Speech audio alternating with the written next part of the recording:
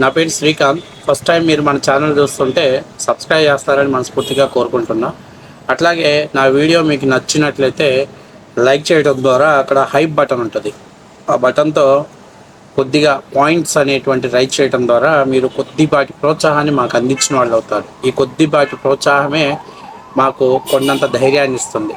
ఇక ఆ విషయంలోకి వెళ్తే, తాజాగా నిన్నటిదాకా జగన్మోహన్ రెడ్డి గారిని ఆహా ఓహో వీరుడు సూర్యుడు అని పొగిడి, అలాగే జగన్మోహన్ రెడ్డి గారు ఓన్లీ ఒక్క మగాడు అని చెప్పేసి పొగిడినటువంటి వ్యక్తులే ఇవాళ జగన్మోహన్ రెడ్డి గారి లెక్కలు బొక్కలు అన్నీ కూడా తీసి ఇది జగన్ నీ పరిస్థితి అని చెప్పేసి కుండ బద్దలు కొట్టినట్టు మొహాన్ చెప్తే అసలు ఇంకా ఆ పరిస్థితి ఏంటో మీరు అర్థం చేసుకోవాలి.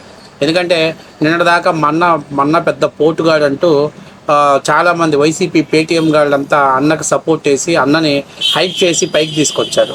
ఇప్పుడేమో అన్న ఏకు మేకై కూర్చొని జగన్మోహన్ రెడ్డి గారినే భారీ కౌంటర్లు వేస్తున్నాడు.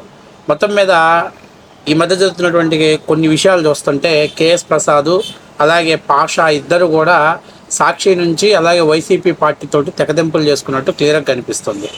ఇక వాళ్ళు ఉన్నటువంటి ఒరిజినల్ జర్నలిస్టులని బయటకు తీయాలన్నటువంటి పనిలో భాగంగా ఈరోజు 4-5 రోజుల నుంచి ఇంటర్నెట్లో పెద్ద ఎత్తున కాంట్రవర్సీ ఏంటంటే, విజయ్ గారు జగన్మోహన్ రెడ్డి గారితో పుట్టోతోటి గెలిచాడు, విజయ్ జగన్మోహన్ రెడ్డి ఇద్దరు ఒకటే, ఇద్దరు కూడా బీజేపీకి యాంటీగా వ్యతిరేకించినటువంటి వాళ్ళు, ఇలాగా చెప్పుకున్నటువంటి వాళ్ళందరూ కూడా ఇప్పుడు తాజాగా ఇప్పుడు జగన్మోహన్ రెడ్డికి అంత సీన్ లేదు. జగన్మోహన్ రెడ్డి ఎలా ముఖ్యమంత్రి అయ్యాడో, ముఖ్యమంత్రి కావడానికి ఏమేమి దోహదపడ్డాయో అవన్నీ కూడా వివరించి చెప్తుంటే, అంటే నిన్నటిదాకా జగన్మోహన్ రెడ్డి హీరో అని చెప్పిన వాళ్ళు ఇలా జీరో అని చెప్తుంటే ఇక మనం ఆ కిక్కే వేరు కదా.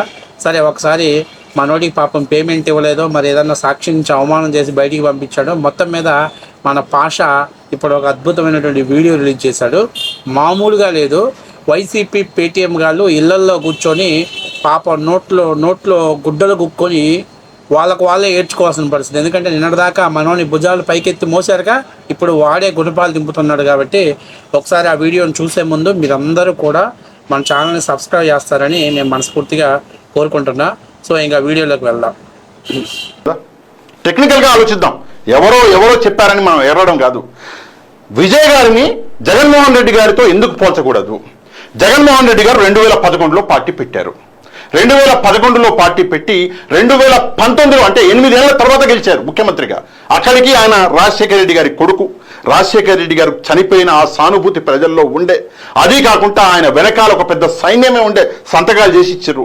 ఇంత మొత్తం ఉన్నప్పటికీ కూడా జగన్మోహన్ రెడ్డి గారు గెలవడానికి 8 ఏళ్ళు సమయం పట్టింది. మరి జగన్మోహన్ రెడ్డి గారితో పోలిస్తే విజయ్ గారు కేవలం 2 సంవత్సరాల 3 నెలల్లోనే గెలిచిండు కదా. మరి అట్లాంటప్పుడు జగన్మోహన్ రెడ్డి గారు మంచి నాయకుడు కాదా? లేదా విజయ్ గారు జగన్మోహన్ రెడ్డి గారి కంటే గొప్ప నాయకుడా? ఒకసారి మనం బుర్ర ఉపయోగించి ఆలోచించాలి. ఎప్పుడైనా ప్రతి రాష్ట్రానికి ఒక డిఫరెంట్ పొలిటికల్ సినారియో ఉంటుంది. తమిళనాడులో సంవత్సరాల కొద్దీ అవే పార్టీలు ప్రజలు ఓట్లు వేసి విసిగిపోయారు. కొత్తగా ఒక పార్టీ వచ్చింది, ఒక కొత్త ఆశాకిరణం అనేది మనం చూసినాము.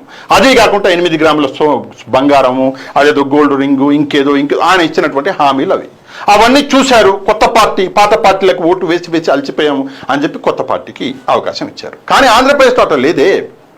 ఆంధ్రప్రదేశ్లో పవన్ కళ్యాణ్ 2014లో పార్టీ పెట్టినప్పుడు రాష్ట్ర విభజన అన్నది జరిగింది. విభజన జరిగిన తర్వాత పాత పార్టీల వైపే మొగ్గు చూపించారు.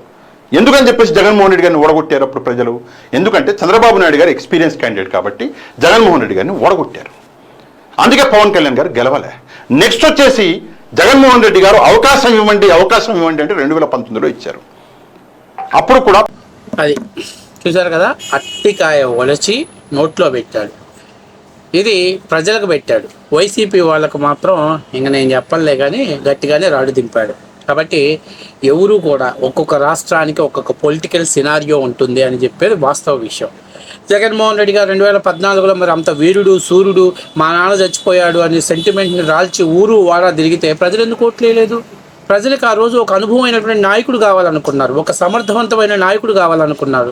రాష్ట్ర విభజన చెందింది కాబట్టి ఈ రాష్ట్రాన్ని ముందుకు నడిపించాలంటే ఒక అనుభవమైనటువంటి నాయకుడు కావాలి. కేంద్రంలో ఎన్డీఏ పరిపాలన రాబోతుంది. ఆ ఎన్డీఏలో భాగస్వామైనటువంటి తెలుగుదేశం పార్టీ కూడా గెలిస్తే ఖచ్చితంగా మనకి ఏమన్నా కావాలంటే అవి దక్కుతాయి. ఎందుకంటే అసంబద్ధంగా రాష్ట్ర విభజనలు జరిగాయి. ఆ లోటును భర్తీ చేసుకోవాలని అనుకున్నారు కాబట్టి ఆ రోజు చంద్రబాబు నాయుడు గారికి పట్టం కట్టారు. ఇంకొకటి, జగన్మోహన్ రెడ్డి గారు పొలిటికల్గా సర్వే అవడానికి కూడా కారణం తెలంగాణ రాష్ట్రానికి ఆంధ్రప్రదేశ్ రాజధాని వాళ్ళకి కేటాయిస్తూ 10 ఏళ్ళు మాత్రమే ఆంధ్రప్రదేశ్కి ఇవ్వటం పైన, అలాగే ఆంధ్రుల యొక్క సెంటిమెంట్ని ఏమాత్రం గౌరవించకుండా కాంగ్రెస్ అడ్డదిడ్డంగా రాష్ట్ర విభజన చేయటం పైన కాంగ్రెస్ పతనం అయిపోయింది. ఆ స్థానంలోకే మన పులివెందుల పులిబిడ్డ అందులో అడుగుపెట్టాడు.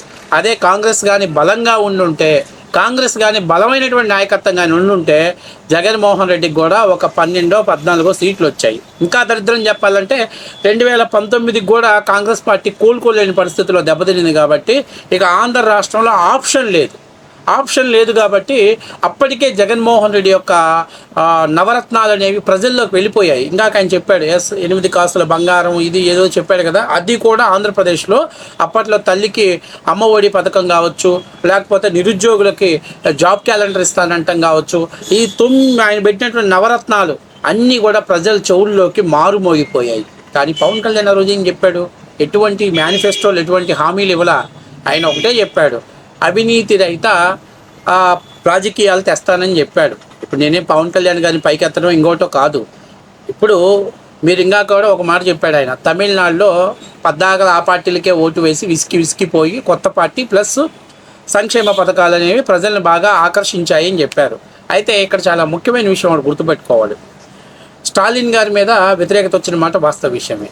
కానీ అన్నాడీఎంకేకి ప్రధానమైనటువంటి సమస్య ఏంటంటే నాయకత్వం సమస్య ఉంది. బలమైనటువంటి ప్రజా ఆకర్షణ కలిగినటువంటి నాయకురాలు అక్కడ లేకపోవటం అన్నాడీఎంకే పార్టీ వెనుకంజలు వేయడానికి ప్రధానమైన కారణం. నిన్న టీవీకే పార్టీ నుంచి కూడా ఒక రకంగా చంద్రబాబు నాయుడు గారు ఎన్డీఏ లాంటి వాళ్ళు ప్రచారం చేయటం వల్ల అన్నాడీఎంకేకి కొంతమేర అంటే ప్రతిపక్ష హోదాని దాటి రాగలిగారు. సో ఒక రకంగా చెప్పాలి అని అంటే ఏడీఎంకేకి ఇప్పుడు సమర్థవంతమైన లీడ్ ఒక ప్రజా బలం ఉన్నటువంటి అంటే పబ్లిక్ ఫిగర్ లాంటి ఒక ఫిగర్ లేదు ఆ ఏడీఎం పార్టీకి.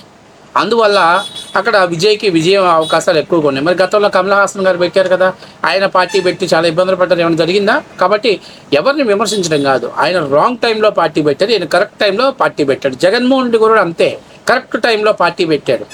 తండ్రి చనిపోవటం, ఆ సింపతి రావటం, అట్లాగే రాష్ట్ర విభజన చేయటం, ఆంధ్రప్రదేశ్లో కాంగ్రెస్ మీద విపరీతమైనటువంటి వ్యతిరేక పవనాలు వీయటం, ఎందుకంటే ప్రజలు ఆగ్రహావేశాలలో ఉన్నారు. అందువల్ల వైఎస్ఆర్ కాంగ్రెస్ పార్టీ బతకడానికి అవకాశం కల్పించింది. తర్వాత 19లో కానీ కేంద్రంలో కాంగ్రెస్ పార్టీ వస్తే అన్న దుకాణం జర్దేయటమో లేకపోతే కాంగ్రెస్ పార్టీలో వైసీపీని మిక్సింగ్ చేయటమో చేసేవాడు. కాబట్టి ఇన్ని బొక్కలు లెక్కలు పెట్టుకొని మన మీడియా ముందుకు వచ్చి మన్న పులి, మన్న మగోడు, మన్న పార్టీ పెట్టి సింగిల్గా పోటీ చేశాడు, 151 సీట్లు వచ్చాయి. కరెక్టే, 151 సీట్లు వచ్చి దక్షిణాది రాష్ట్రాలలో కనీసం ప్రతిపక్ష హోదా లేని పార్టీ వైఎస్ఆర్సీపీ పార్టీ. సిగ్గనిపించట్లా మీకు? అలా మాట్లాడితే ఇది కూడా మాట్లాడాలి. కాబట్టి మనం తెలుసుకోవాల్సింది ఏంటంటే ప్రజలు ఆ రాష్ట్ర పొలిటికల్ సినారియోని బట్టి మారుతూ ఉంటుంది. కాబట్టి జగన్మోహన్ రెడ్డి పెద్ద పోటుగాడు కాదు అని మనోడు చెప్పేటువంటి ఒపీనియన్. కాబట్టి ఇప్పటికైనా సిగ్గు తెచ్చుకొని కూలోళ్ళు ఇప్పటికైనా పవన్ కళ్యాణ్ గారిని విమర్శించడం మానేసి మీ పార్టీని ఎలా బలోపేతం చేసుకోవాలి, గ్రౌండ్ లెవెల్లో మీరు ఎలా అధికారంలో రావాలో చూసుకోండి. ఎందుకంటే నిన్నటిదాకా మిమ్మల్ని పోగినోడే ఈరోజు మీకు ఈ విధంగా మాట్లాడుతున్నాడు. అర్థం ఏంటంటే మీరు బుర్రలు చెడిపోయాయి, మీరు పనికిరానటువంటి సన్నాసులు అని చెప్పేసి ఆయన డిసైడ్ చేసుకున్నాడు కాబట్టి అలా మాట్లాడుతున్నాడు.